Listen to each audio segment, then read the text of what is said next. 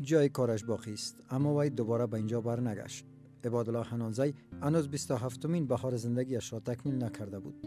او زبان ادبیات دری را خوانده بود، اما به خاطر داشتن علاقه به ژورنالیسم سالها در امین مسلک خدمت کرد. دمی فکر بود که ما چه قسم بتوانم به ملت خود، به وطن خود، به مردم زرجدیدی خود خدمت بکنم. حتی در بسیار حالات اضطراری،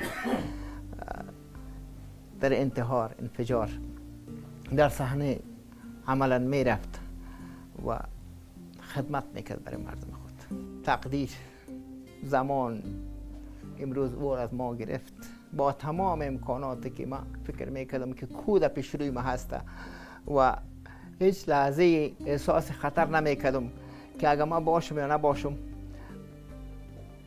کسی هست که از این خانواده واقعا با صورت واقعی و با صورت درست محافظت بکنه. اما زمان از نسل ما گرفت و امروز در پالوی مانع جایش خالی است. او عروسی کرده بود اما هنوز فرزندی نداشت. عبادالله حنانزی از حدود 1 سال به این طرف در رادیو آزادی کار میکرد.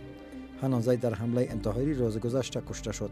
عبادالله حنانزی همکار دیگه ما بود که اونا از مدت 1 سال به این طرف با رادیو آزادی بودن. اونا هم اول در پروژه آیویار بودن. بعد از او که این پروژه از بین رفت، اونا با تیم مواد مخدر، برنامه مواد مخدر رادیو آزادی پیوستند که تا با آخر با این تیم کار میکردن.